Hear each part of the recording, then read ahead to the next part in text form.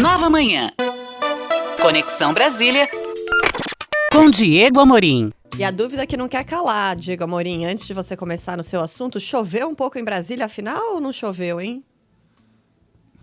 Ainda não, Michele, ainda não, Mauro. Infelizmente, são mais de 130 dias na seca em Brasília. Tinha essa expectativa, né, entre ontem e hoje. E agora vamos falar aí sobre a participação das mulheres dos candidatos nessas campanhas?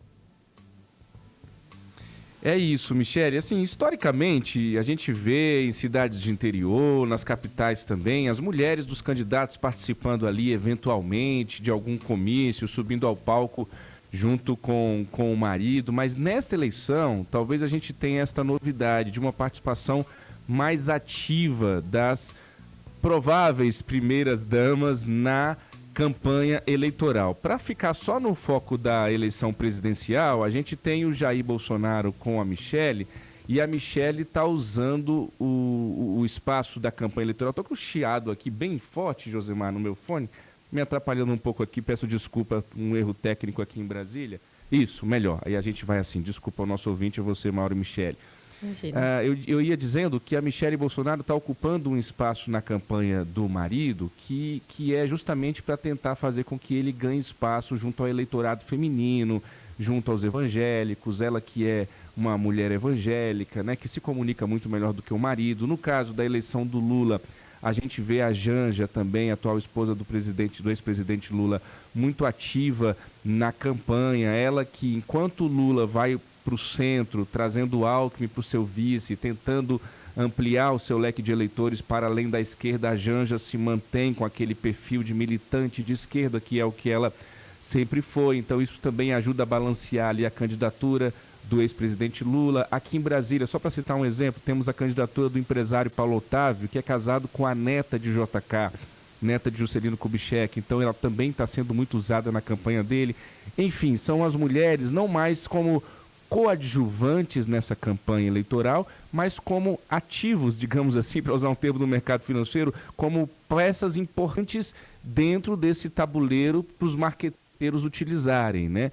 E aí a Madeleine Laxo, que é nossa companheira, nossa colega jornalista e é especialista em cidadania digital da Fundação da Liberdade Econômica, também fez um comentário para a gente sobre esse assunto, no sentido de que isso faz com que as mulheres eleitoras se identifiquem mais de alguma forma, se vejam mais dentro da campanha por meio das primeiras damas. Vamos ouvir a Madeleine, por gentileza.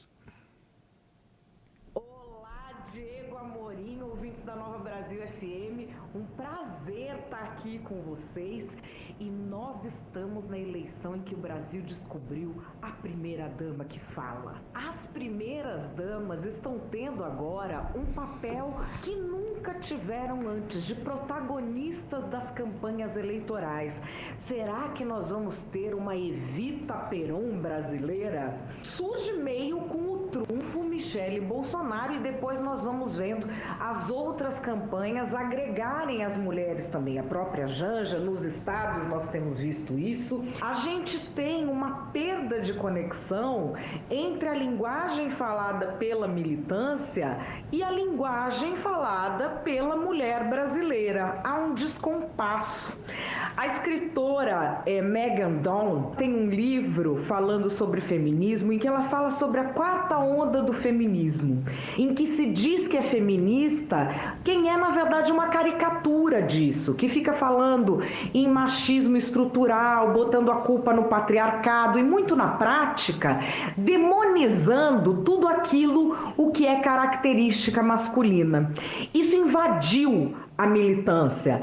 A esquerda dando suporte a isso, e a direita tendo ali um volume de mulheres que só ficam contrapondo isso. São dois tipos de diálogo que não tem eco na mulher comum, na cidadã brasileira, que não se vê mais representada na política. E todo político sabe que nessa eleição mulher está decidindo o voto. Eles querem repetir igual o peronismo. Vão apostar no carisma da Evita para consolidar sua vertente política.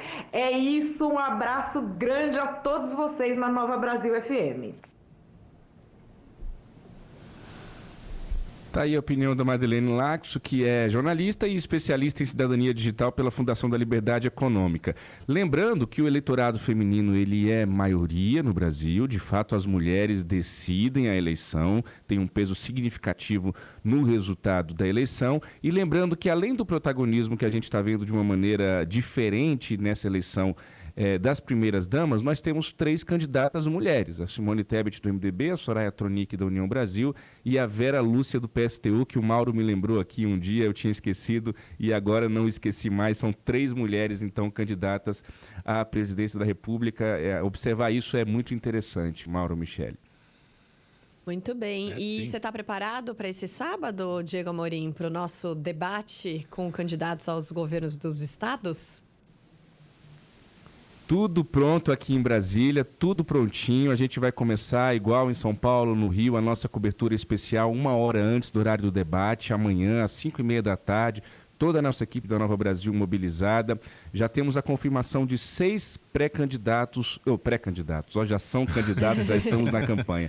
6 candidatos ao governo do Distrito Federal. Somente um ainda não confirmou presença e é uma pena, é o governador Ibanez Rocha, do MDB, que é candidato à reeleição.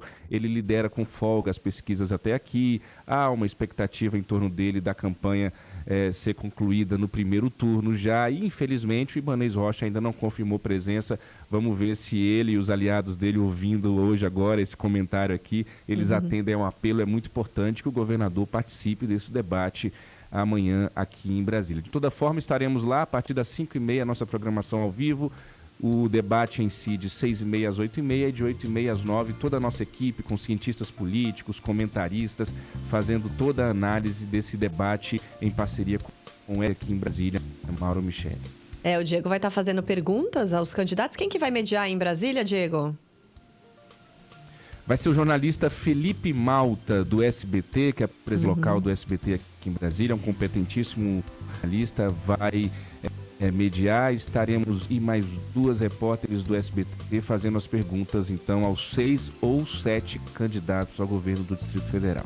No Rio de Janeiro teremos Isabelle Benito mediando o debate, Vanessa de Sevo fazendo perguntas também aos candidatos. Aqui em São Paulo, Carlos Nascimento também lá nos estúdios do SBT, nesse pool jornalístico que é o maior das eleições desse ano, entre Nova Brasil FM, Veja, Estadão Eldorado, Portal Terra.